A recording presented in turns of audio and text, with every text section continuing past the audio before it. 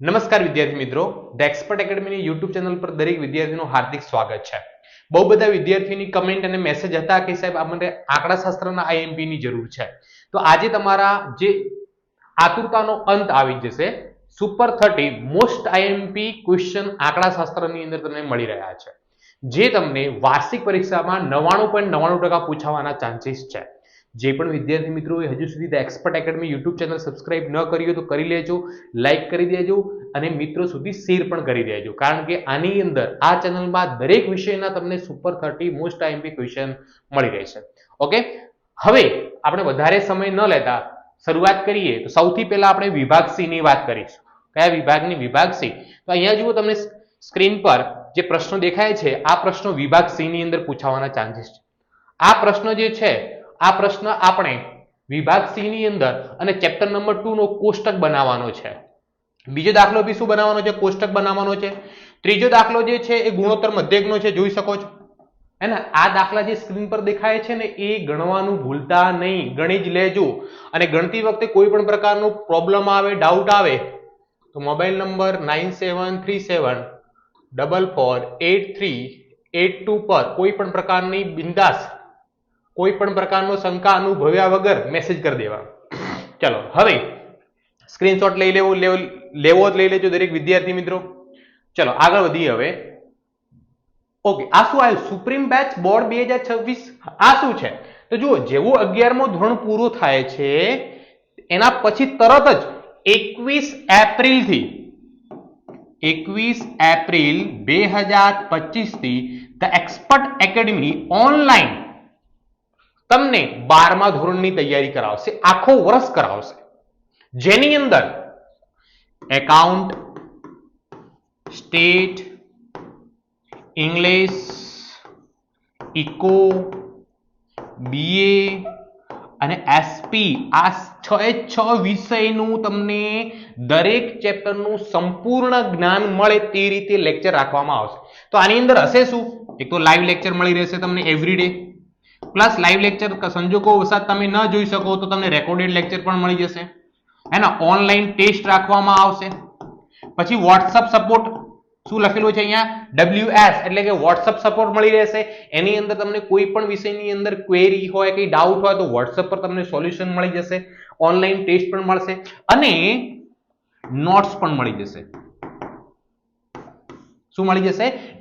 Notes પણ. તો તમે પણ ધોરણ 12 બોર્ડ 2026 ની પરીક્ષા આપવાના છો, એની અંદર સુપ્રીમ બનવા માંગતા હો, ટોપર બનવા માંગતા હો તો ધ એક્સપર્ટ એકેડમીની અંદર સુપ્રીમ બેચની અંદર જોડાઈ જાઓ. સાહેબ, જોડાવા માટે શું કરવાનું? કંઈ નહીં કરવાનું. સૌ પ્રથમ તમારા મોબાઈલમાં પ્લે સ્ટોરમાં જઈ the expert academy application download કરી દેવાની. શું સર્ચ કરવાનું? The expert academy. જો પ્લે સ્ટોરમાં ના મળે તો નીચે ડિસ્ક્રિપ્શનની અંદર આની લિંક આપેલી છે, એની અંદરથી બી તમે ડાઉનલોડ કરી શકો છો. તો એક્સપર્ટ એકેડમી એપ્લિકેશન ડાઉનલોડ કર્યા પછી એની અંદર લોગિન થયા પછી તમારે સુપ્રીમ બેચ જ્યાં દેખાય એના ઉપર ક્લિક કરી અને એની અંદર પ્રવેશ મેળવી લેવાનો. અત્યારે તો ઓફર પણ ચાલી રહી છે, ડિસ્કાઉન્ટ પણ છે. શરૂઆતના વિદ્યાર્થીઓ માટે આપણે ડિસ્કાઉન્ટ રાખેલું છે, એટલે ફટાફટ જોડાઈ જજો, વાર કરતા નહીં. પછી કહેતા નહીં કે સાહેબ અમારે ફી વધી ગઈ, હે ને. એટલે અત્યારે ડિસ્કાઉન્ટ ચાલે છે, તમે જોડાઈ જજો.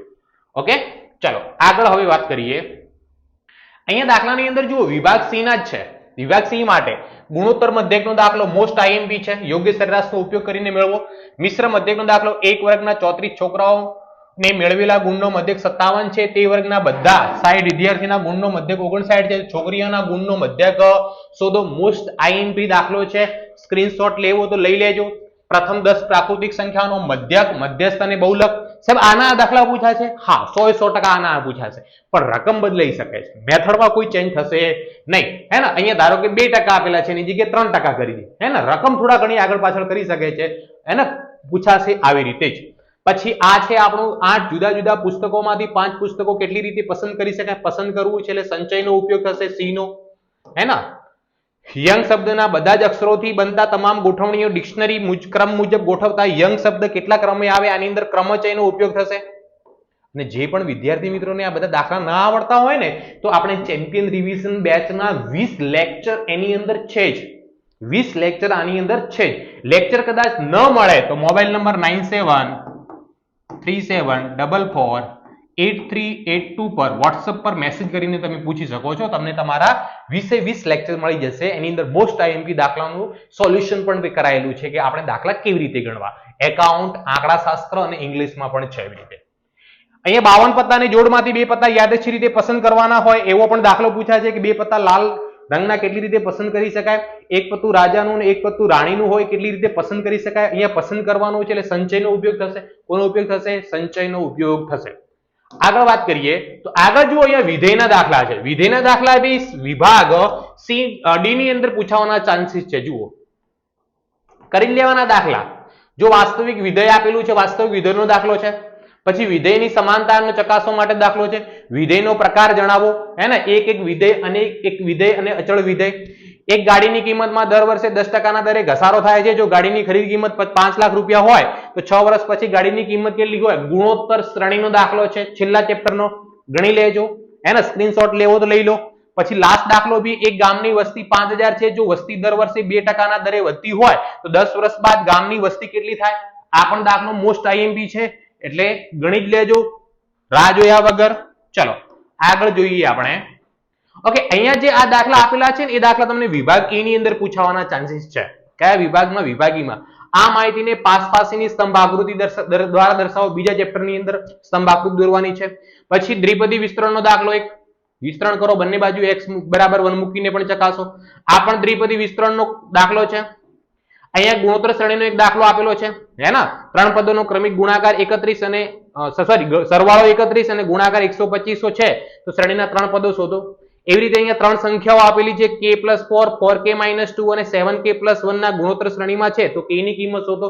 આ પણ ગુણોત્તર શ્રેણીનો દાખલો છે એટલે ગણી જ લેવાનો. સ્ક્રીનશોટ લેવો તો લઈ લો, તમારા મિત્રો સુધી શેર પણ કરી દો. ચાલો એના પછી બી એક ગુણોત્તર શ્રેણીનો દાખલો એના જેવો છે, ખાલી રકમ ચેન્જ થયેલી છે. આ દાખલો છે, આની અંદર જુઓ, આ દાખલો છે ને વિભાગ F ની અંદર પૂછાશે. 100% આવો દાખલો હશે ને હશે જ, હે ને.